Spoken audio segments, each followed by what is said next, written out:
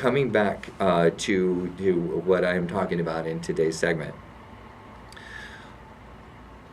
this is how porn gets created. And I want you as men to understand that a majority of it is sex slavery. Okay, that's why they pump it out like it's nothing.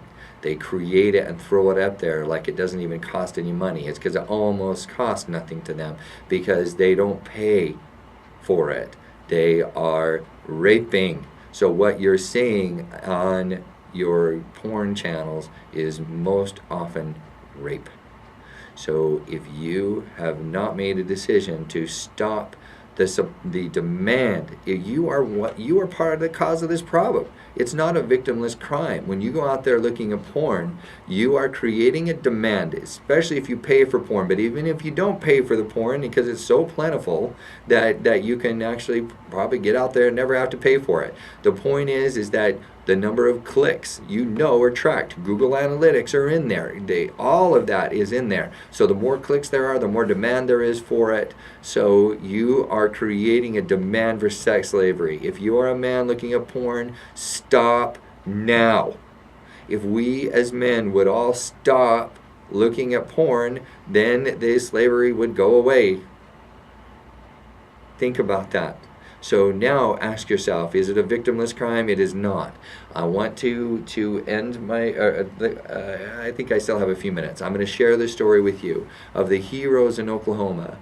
Again, these young women I'm about to tell you the story on were averaging somewhere around the age 13. They stole these young women, they kidnapped these young women, and there were about 20 of these young women, and they were all brand new to the scene, and the pimps and the Romeo pimps, all of them were beginning to break them in. And there were some young women who would not comply. They would not service the people in the way that they wanted to be serviced. And so these young women stood up and said, we would rather die than to do this. And one of the pimps took out his gun, walked over to one of these young women, put it at her forehead, and blew her head off. And then he turned to the other young women and he said, anybody else? So then from that point forward, then after they broke them in, they turned them into addicts, other things. But the only way we know about that story is that somebody got away and shared that story. There are many stories that go on, and that was in Oklahoma, where you're supposed to be just central, Midwest U.S., good people, good stock of people, but nope, that goes on in Oklahoma, it goes on in Arizona, not just around the world. We are not treating our women with respect. Glass ceiling, who cares about the glass ceiling in comparison? I do care about the glass ceiling, but in comparison to what's going on here, National Organization of Women, get your priorities straight. You are chauvinist pigs, and I want you to step up and do something about this problem. I'm calling you out, and I want this issue to become an issue on the forefront of women's issues. Where are you? And you men who are chauvinist enough to be looking at pornography and creating the demand for this horrific 27 million plague of 27 million slaves. Stop. This is not a victimless crime. That's what I have to say on today's show. And I want to also talk about one last thing, is that if you have children, whether it be male or female, because even though it does tend to be more women than men that are enslaved, you need to teach your children. I had a very in-depth talk over the weekend with my children, and I think it's sad that I had to talk to my children in these terms. I didn't get as graphic as this, so that's why I want to talk to adults on today's show, and then I want you to take that into language that your children can understand, that they are at risk, that they are targeted, that they can be taken away. So I did have that conversation with my children. And you need to explain to them what kidnapping is. Kidnapping isn't just that they take you and throw you in the back of a car and gag you and then ask for ransom.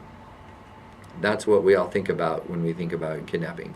Kidnapping is also when you are forced to stay somewhere that you don't want to be, by someone who is not in official authority to do so. So if your child is put in detention, okay, fair enough. That is not by detention by an educational authority. That is not kidnapping. It might feel like it to the child, but it's not. But if somebody does something of that nature, tell your children that if somebody says that they are going to threaten you, they are going to threaten the child, to tell on them. This is what I explain to my children. If anybody ever says, I'm going to tell on you, or if you don't do, fill in the blank, I told them, I will not be angry. I don't care what it is. Come to me and tell me what it is. And whatever you have done, I'm okay with that. If the reason you're telling me, especially if the reason that you're telling me is because somebody else is trying to blackmail you into something, please have that conversation with your children. Tell them about Facebook and what it has. Check it every day. And also, by the way, not only is it important to have the username and password of your children's Facebook or their social media, but it's also important that you check it every day and be their friend. And to be honest, one of the easiest ways to do it every day is just to be their friend and then check it out. So do this, protect your children. Thanks again for tuning into the Social Universe here on Voice American World Talk Radio. We look forward to hearing from all of you on this subject or others. Thanks for listening. We'll talk to you all next week.